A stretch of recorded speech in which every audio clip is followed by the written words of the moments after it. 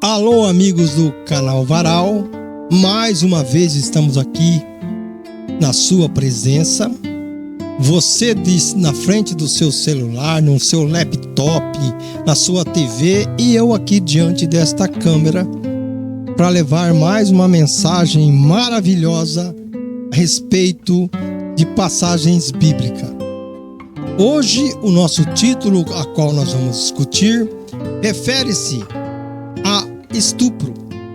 Fato este que no momento atual nós estamos vivendo esta situação. As estatísticas mostram que nos dias de hoje é muito grande esse tipo de crime ocorrido contra as mulheres. Mas hoje nós vamos entrar num parâmetro completamente diferente. Nós vamos pegar um trechinho lá da Bíblia e refletir e meditar a respeito dessa situação. Isso quer dizer que nós, como pessoas, nós condenamos esse tipo de atitude que muitos homens, pela sua força de violência, têm cometido crimes desta espécie. O estupro é uma demonstração de força, autoridade e imposição da vontade de quem comete, majoritariamente de homens contra as mulheres. Fato que reflete a estrutura social, patriarcal, nas quais estamos todos inseridos, todos nós. O corpo feminino não é de hoje, é um instrumento de manifestação de vontades geradas por homens violentos que abusam da sua força física, do seu desejo sexual. Mas o que diz a nossa lei atualmente? Como que ela define isso? A legislação brasileira define o estupro como um ato de constranger alguém a ter uma conjunção carnal ou praticar outro ato libidinoso, mediante violência física ou grave ameaça. Sim, é isso que é um estupro. Muitas vezes a violação sexual, de uma forma ou de outra, ocorre dentro dos mais variados relacionamentos, inclusive familiar, até dentro de casamento, dentro de casas da família. Mas nós temos que lembrar que essa cultura secular, como nós cristãos, normaliza um comportamento desde a manipulação até a agressão sexual. É uma verdade. Isso acontece. Quando se trata de namoro e sexo, as preocupações com o sexo extraconjugal muitas vezes ofuscam todo o resto, preparando o terreno para que esse desenvolvimento de padrões se tornam cada vez mais abusivos. É uma grande verdade. Mas vamos retratar a passagem da Bíblia onde fala sobre o estupro. O estupro de Tamar pelo seu meio-irmão Amnon. As escrituras contêm informações bem claras e importantes sobre o poder do patriarcado e a retórica sexual que já existia naquela época. Quando perdemos esses elementos na leitura da Bíblia, é mais provável que interpretemos mal o que vemos no mundo que nos rodeiam, que nos circundam, que estão ao nosso derredor.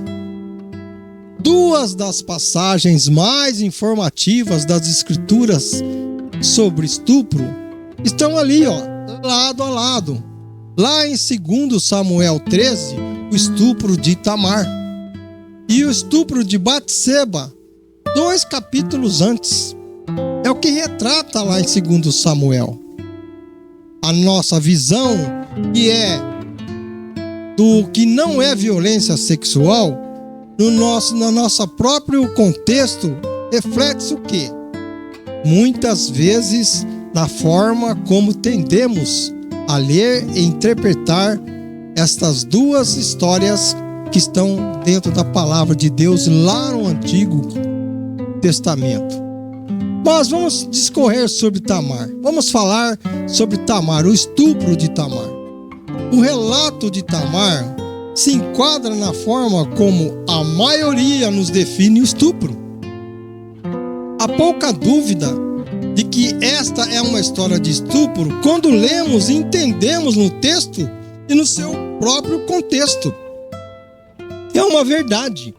Está bem claro lá no texto de 2 Samuel.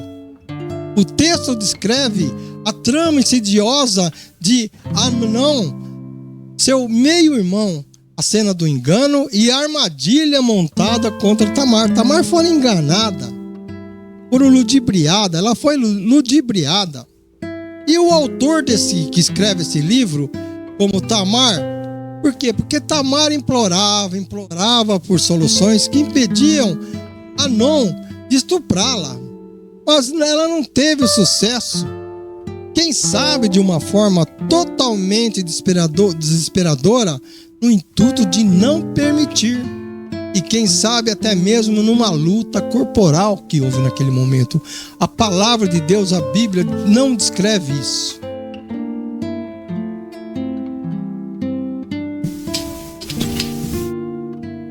Mas é importante que a gente analise tal situação.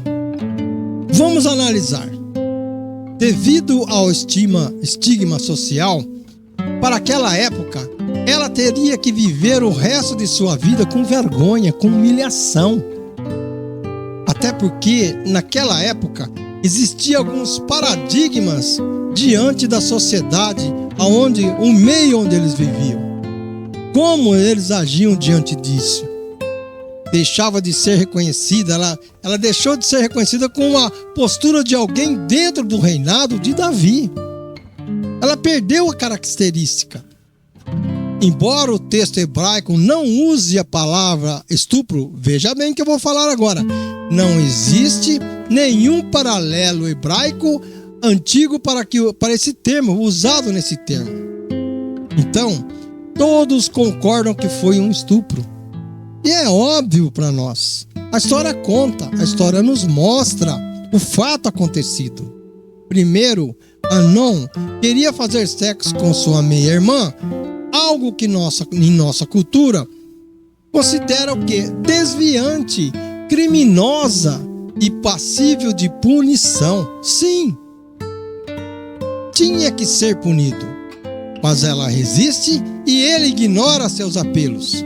Então, ele manda embora e não quer mais nada com ela, após o ato que aconteceu, mostrando um desprezo tremendo, totalmente desprezada. Cada elemento dessa história, ela se ajusta às nossas pressuposições sobre o estupro. Obviamente, não foi nada consensual, não foi de livre e espontânea vontade. A beleza de Tamar fez com que Amnon, meio-irmão mais velho dela, ficasse apaixonado por ela. Nada mais era simples desejo sexual. Ele criou aquela situação com fingimento de estar doente. E como foi o meio atrativo que ele conseguiu levá-la até lá? Amnon conseguiu que Tamar fosse enviada a seus aposentos para ajudá-la devido à sua doença, a fim de cozinhar para ele, fazer para ele e realizar afazeres domésticos para ele. Então ele a violentou. Ele armou uma grande armadilha, apenas desejo sexual, como eu disse. E este amor erótico de Amnon transformou-se em ódio depreciativo, e ele mandou que Tamar fosse posta na rua. Tchau, eu não quero mais, não quero saber de você. E ela, rasgando a sua veste listrada, que a distinguira como filha virgem do rei, e com cinza sobre a sua cabeça, Tamar encontrou-se com seu irmão Absalão. Então é um texto bem complicado, mas na narrativa de 2 Samuel 13, como disse, ela é estuprada por seu meio-irmão paterno porque Anon era nascido de Davi e Ainon, que era lá de Jezreel, fugindo, como disse, com vestes rasgadas para a casa de Absalão. As vestes listradas identificavam como virgem filha do reinado.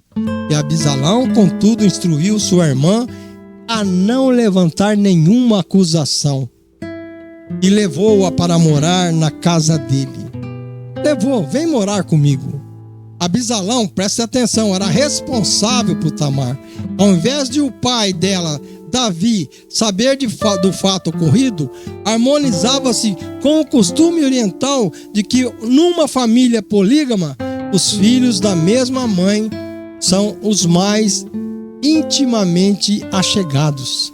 E as filhas ficavam sob o cuidado e proteção especial de seu irmão. Em tudo que atinge a segurança e a honra delas, ou das mulheres, no caso de Tamar, é mais procurado do que o próprio pai. Naquela época, quem era responsável pelas irmãs eram os irmãos. Eles que defendiam as irmãs. Com o passar dos tempos, tomando conhecimento da humilhação de sua filha, o rei Davi reagiu com grande ira, mas não tomou nenhuma ação judicativa contra o ofensor. Não, ele se fechou, ficou quieto, porque estava tudo dentro de família.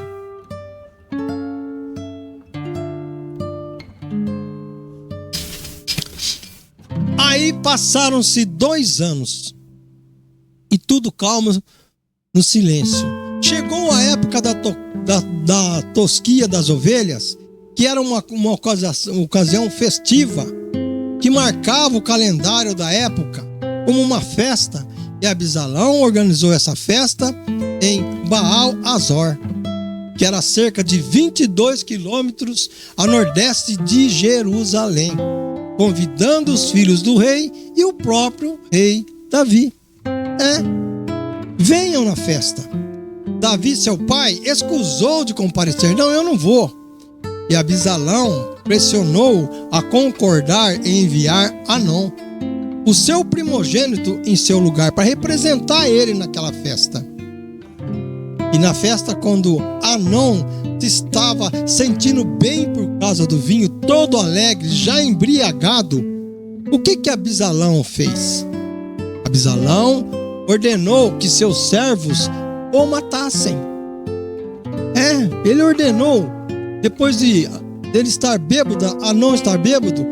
Então, o que aconteceu? Os filhos retornaram a Jerusalém e Absalão foi para o exílio junto a seu avô Sírio, no reino de Gessur, a leste lá do mar da Galileia.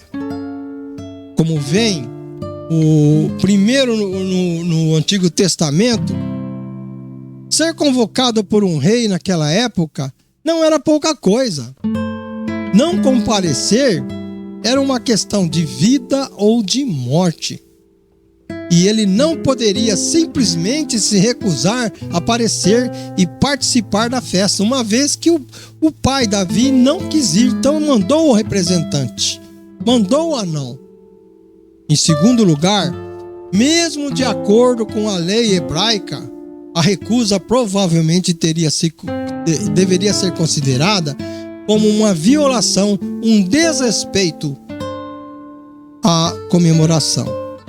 A lei faz a distinção entre estupro ou consentimento com base na resistência verbal da vítima. E se essa resistência poderia ou não ser ouvida por testemunhas, o que poderia acontecer? O que poderia acontecer? Se um homem violasse uma mulher numa área rural, por exemplo, fora da visão ali, meio distante, onde ela não poderia ser ouvida pedindo até mesmo socorro, só ele era culpado. Está lá em Deuteronômio 22, nos versículos 23 a 27. E assim, nos dias de hoje, ainda existe estupro dentro de muitos casamentos, muitas violências. E Absalão vingou a honra de sua irmã.